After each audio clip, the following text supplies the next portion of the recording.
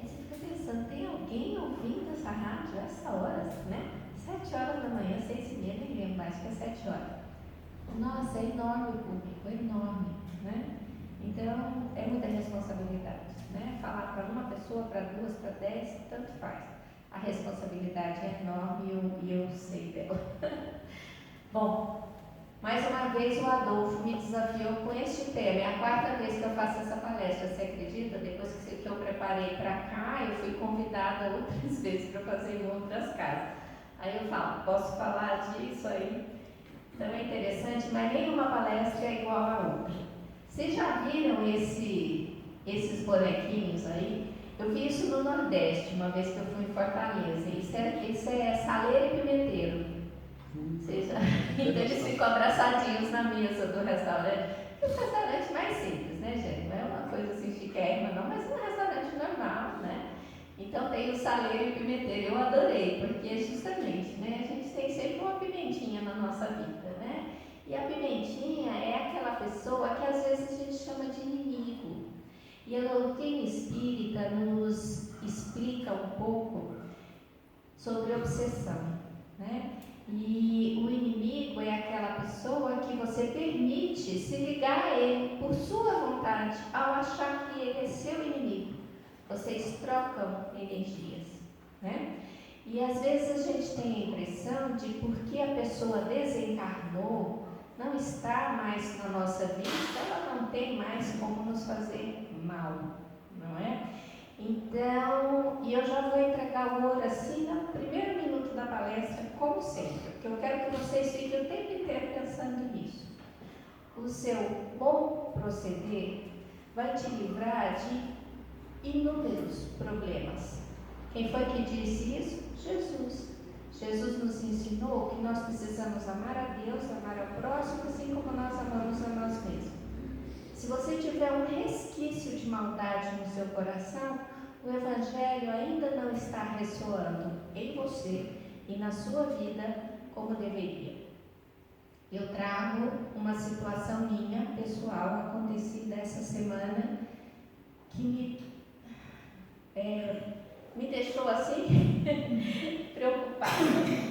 Eu estava com um colega de trabalho muito jovem, muito rico, muito saudável, 25 anos, neto do dono da empresa, e ele dava gargalhadas olhando alguma coisa no celular. Eu sou conhecida dele, falei, e aí, o que você está vendo? Ele me mostrou, sabe o que era? 2 barracas numa fazenda na Argentina. Vocês devem ter visto isso, ressoou na internet essa semana. 2 barracas, e o fazendeiro dono das terras, ele pegou um equipamento que eu não sei o nome, mas é o seguinte, é um trator e uma bomba com um tanque enorme atrás. Essa bomba suga a cama do gado, a cama da galinha, esterco, né? Coloca junto com água dentro daquela bomba, suga, e o tratorista, né, o funcionário da fazenda, ele sai do campo distribuindo aquele esterco, né, nas plantações, tal. Isso é uma prática comum nas fazendas. E o que o fazendeiro fez? Ele ficou rodeando aquelas 2 barracas, jogando esterco aí. Então não é um esterco que foi acabado de fazer, é uma coisa já está fermentada, um cheiro muito desagradável. E o rapaz gargalhava vendo isso, porque ele, como uma pessoa muito rica, ele se acha no direito de, como patrão, dono, né? Ele se acha no direito de achar um absurdo que alguém invada a terra dele. Eu concordo. Eu não acho que é a melhor maneira de fazer. Mas eu também não acho humano você rodear aquela pessoa de esterco para fazê-la sair da sua terra. Deve ter, eu acredito, uma maneira mais humana, mais crística, mais amorosa de lidar com essa situação. E eu, espírita que sou, fiquei em choque, né? Não consegui rir, todo mundo ria daquilo. Eu fiquei pegando fôlego, né? Porque eu sou assim, eu não consigo demonstrar o que eu não estou pensando. A situação foi tão absurda que e ele não percebeu, graças a Deus. Eu fiquei assim em choque, porque eu ia ter que falar alguma coisa. Ainda não disse mais você. Mas eu levei a situação para minha casa e fiquei pensando, meu Deus, Ele não sabe que numa próxima vida ele pode estar debaixo dessa lona com uma criança recém-nascida no braço, recebendo esterco na cabeça. Meu Deus! Ou coisa pior. Só que a hora que eu pensei isso, Adolfo, eu falei, mas eu estou fazendo uma palestra para eu amar o meu inimigo. A partir do momento que eu desejo isso aqui de mal para esse menino, eu estou me ligando a ele.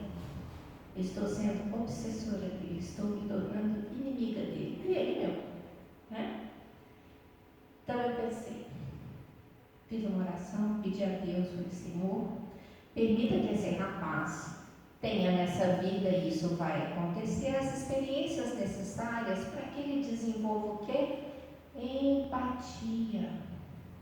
Porque nesse momento, convivendo comigo e com vocês, há pessoas que dizem, bandido bom é bandido morto. Vocês já ouviram isso? E eu já ouvi pessoas que complementam assim, tem que ser enterrado de cabeça para baixo, que é para não brotar. E aí nós, com a doutrina espírita, aprendemos a olhar aquela pessoa que está agindo errado e imaginando, é um pai de família, podia ser o meu pai, podia ser meu marido, meu filho, minha filha, não é? Aquela pessoa um dia foi você. Se hoje você olha para a situação, olha para a sua vida e compreende que aquilo está errado, beleza, você evoluiu. Mas um dia você fez errado, muito errado. Não foi pouco errado, foi muito errado. E por isso que Deus nos ama igualmente a nós todos. Porque um dia nós estivemos errando e Deus não desistiu de nós. Então, quem é Jesus para nós? Ele é o refletor da vontade de Deus para nós. Então, Jesus veio nos dizer, nos explicar que Deus sabe exatamente o que nós precisamos para sermos felizes. E Jesus deu inúmeros exemplos. Ele nos cutucou de várias formas, igual a Marisa está fazendo aqui com você hoje. Então, a gente sempre vai olhar aquela situação, qualquer que seja, imaginando, é um irmão meu. Qual que é o segredo da vida? 3 letras. Vou ensinar para vocês. Nós, N-O-S, nós. Você não é sozinho. Precisou de 2 pessoas para você estar aqui, para te darem a vida. Começa aí. Ninguém é sozinho nesse mundo. Então, quando eu olho para aquelas pessoas, no filme não aparecem quem são as pessoas, não sei se é uma família, não sei quem é que está ali. Mas eu imagino que em 2 barracas grandes caberiam pelo menos umas 8 pessoas, né? Quando você olha para aquelas pessoas recebendo esterco, né? À sua volta, a máquina, vocês não conseguem olhar, ela joga para cima, assim, sem para todo lado, a máquina que joga o esterco. Então, quando você olha para aquelas pessoas, você pensa, meu Deus, se eu estivesse ali naquele lugar, você tem que ter essa empatia. Será que eu gostaria que isso fosse feito comigo? Então, esse é o segredo da vida. Você se colocar no lugar do outro. Você não pensar mais em eu quero, eu vou, eu faço. Em primeiro lugar eu, em segundo lugar as minhas coisas. Você tem que sempre pensar no conjunto, nessas inúmeras pessoas. Porque a vida é um eterno ciclo, um eterno continuar, né? E Jesus veio nos explicar que às vezes a pessoa está do seu lado, às vezes ela está desencarnada. As pessoas que ficaram rindo desse vídeo se ligaram a essa energia horrível, horrível, maldosa. Uma energia que faz mal para o seu coração, faz mal para a sua vida. Por isso que Jesus tem no Sermão da Montanha um trecho belíssimo que eu trago para vocês hoje. Ele é bem no início do capítulo 12 e ele fala: aprendeis o que foi dito, Jesus falando. Amareis o vosso próximo e odiareis os vossos inimigos. Essa era a lei antiga. Era assim que os judeus aprendiam. Você vai amar quem te ama e detestar quem te detesta. Era assim que eles faziam, né?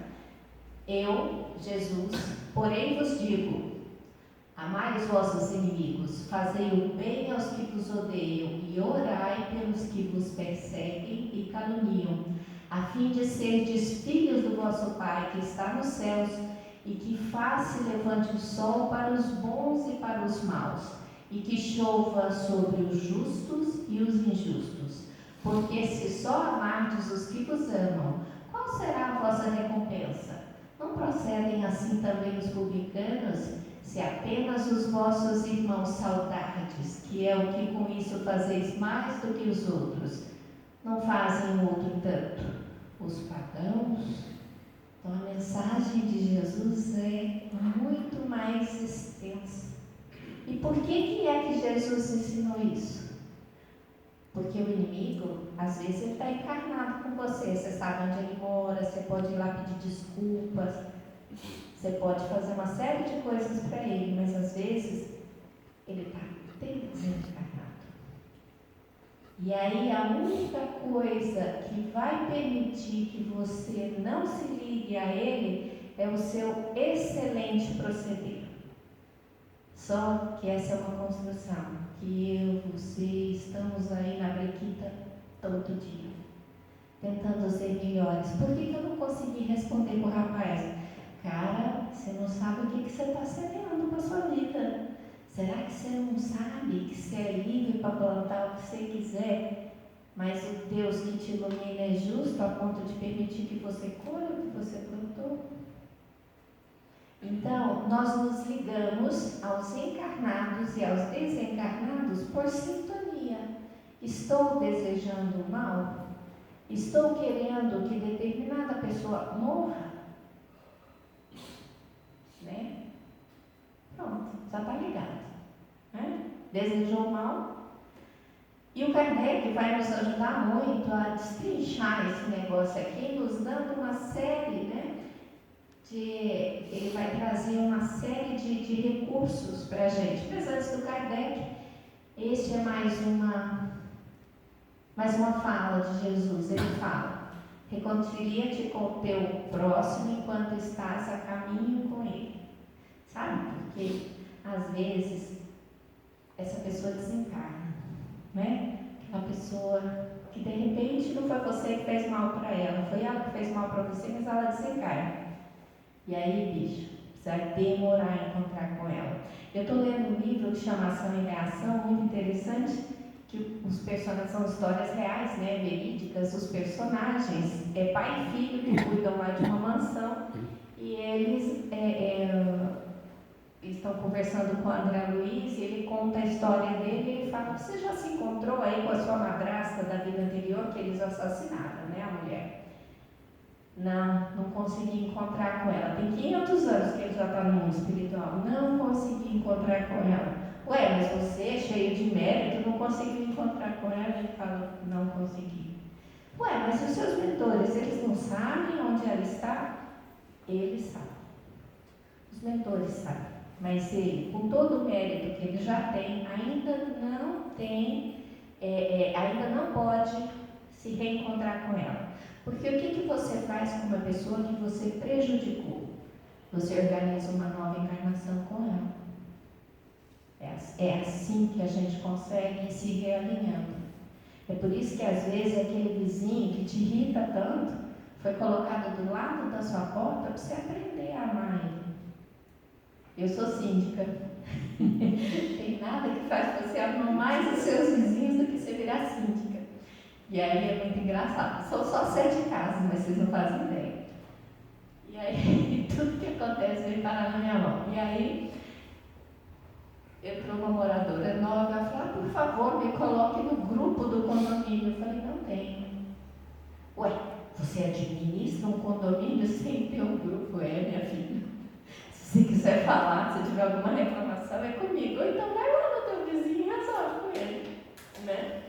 Vocês acham que eu vou botar um monte de inimigo na mesma panela para ficar lá se estressando? Gente, a pior coisa que pode existir é o tal do grupo. E o tal do grupo da família? Todo mundo tem o grupo da família, né? Então é assim: se você está no grupo da família, se isso já é parte da sua vida, seja a pessoa que está ali para contemporizar. Porque tem umas criaturas que gostam de apagar fogo com o quê? Com gasolina, né? Não seja essa pessoa, por favor. Seja a pessoa que abafa com o cobertor, que vai fazer um curso no bombeiro para aprender como é que apaga fogo, entendeu? Não complica mais. Porque a nossa vida, a gente já tem as provas. Se a gente não passar pela prova direito, com mérito, a gente piora o negócio e piora muito. Então, a nossa prova, para não ser agravada, a gente tem que vigiar o tempo todo. O próprio Jesus já dizia, né? Vigiar e orar. Lá vem Kardec explicar para a gente como é que você ama o seu inimigo. Como é que você ama aquele parente do grupo? Como é que você ama aquele condômino no teu prédio? Esse já é especificamente os itens 5 e 6 que eu vim conversar com vocês. Amar os inimigos é não lhes guardar ódio nem rancor, nem desejos de vingança. Olha, você já está amando a pessoa se você não desejar o mal para ela. Beleza? Fácil. Né? Fácil.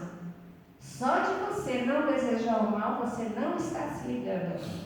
Né?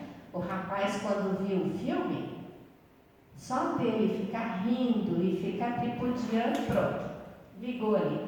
Ele é um inimigo daquelas pessoas que elas nem sabem que ele é um inimigo. Ele e mais milhares, né, que assistiram ao filme. É perdoar-lhes, perdoar o inimigo, sem pensamento oculto e sem condições. Não, eu perdoo se ele vier me pedir desculpas. Nada disso, só perdoa. Né? Não tem causa, não tem que ficar botando condição. Né? É não opor nenhum obstáculo à reconciliação com eles.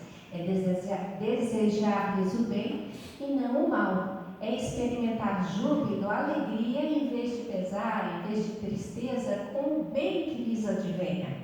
Imagina que aquele meu inimigo do condomínio aparece lá com um carro zerinho. É um Porsche Cayenne da cor que eu queria. Sei lá se tem, né? Mas é um carrão. Né?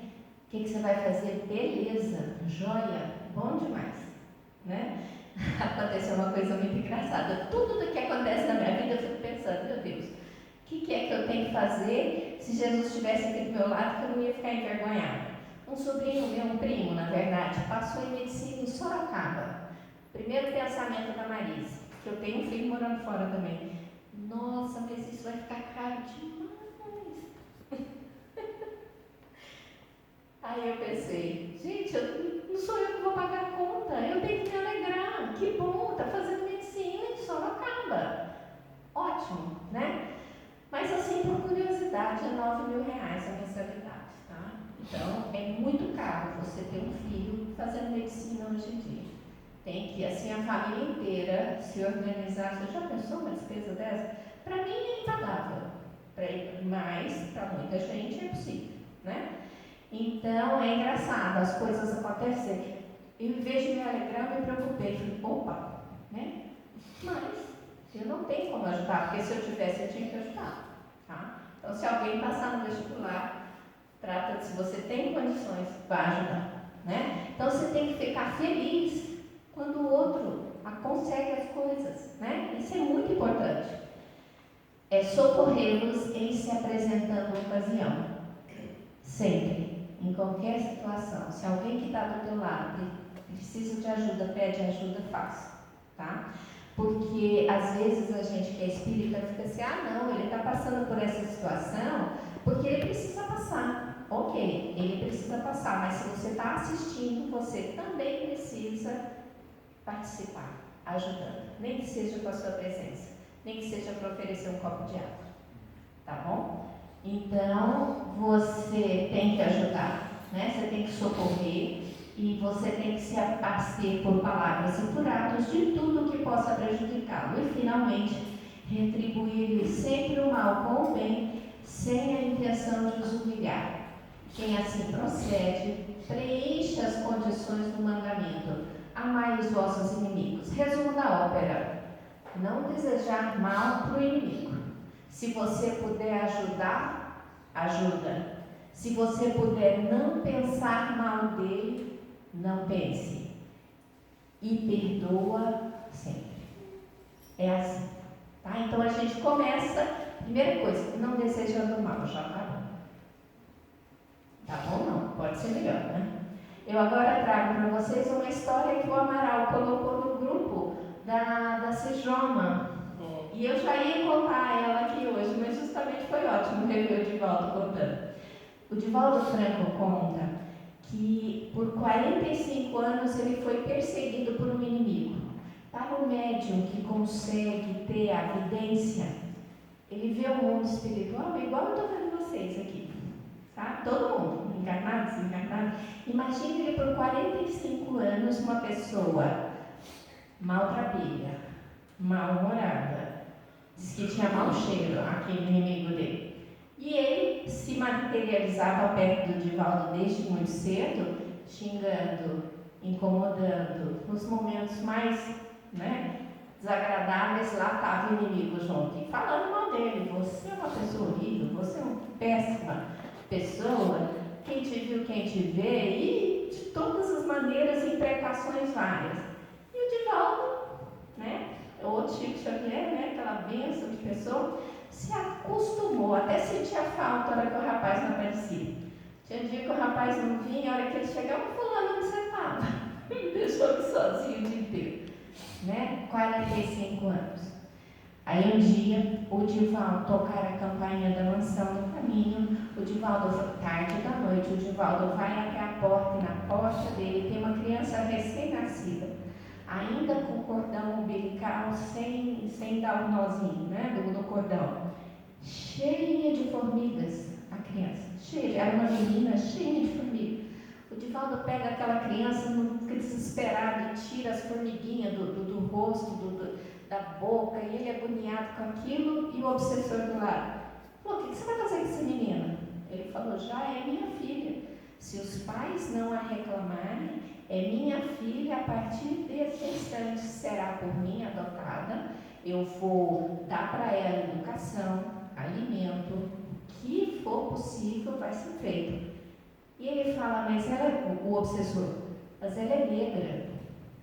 Aí o Divaldo fala, qual é o problema? Eu tenho outros filhos negros, não tem problema. Não, mas ela é mulher. Qual é o problema? Eu tenho outras filhas, mas ela é muito feia, o obsessor. Mas ela é muito feia. Aí o Divaldo fala, era mesmo, nossa, ela é recém-nascida, cheia de formiga, judiação, coitadinha. E diz que virou uma moça linda. E aí ele falou, não importa, é minha filha, e você está me atrapalhando, eu tenho que cuidar dela. Aí o obsessor fala, Divaldo, nesse minuto, nesse momento, eu te perdoo. 45 anos atrás do Divaldo. Nesse momento eu te perdoo. E o Divaldo falou, ué, mas por que agora? Aí ele falou, você está segurando a minha mãe.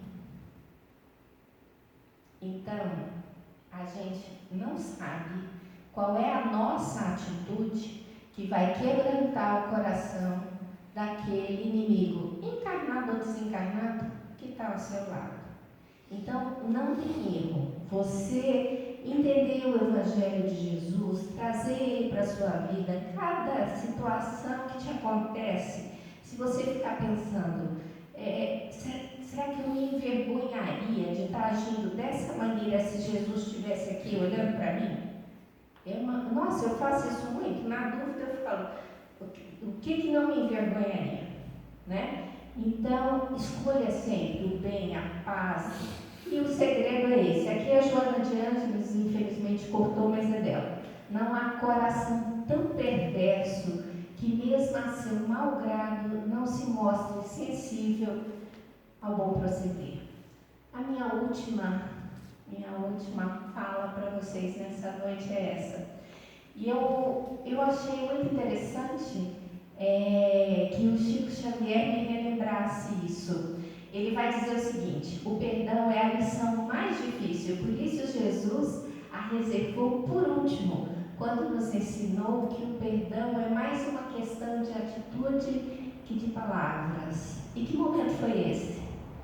Jesus na cruz, nos estertores da morte, física, naqueles últimos momentos, ele ainda achou fôlego para olhar para Deus e dizer: Pai, perdoa-os, porque eles não sabem o que fazem. Então, é uma lição tão difícil, que Jesus fez questão que ela fosse a última, né? Então, é assim que você perdoa o seu inimigo, para evitar que ele continue com você. Você perdoa porque ele não sabe o que faz, e é a única maneira de você se libertar dessa situação. Que Jesus nos abençoe e nos guarde todos os dias. Uma boa noite para você.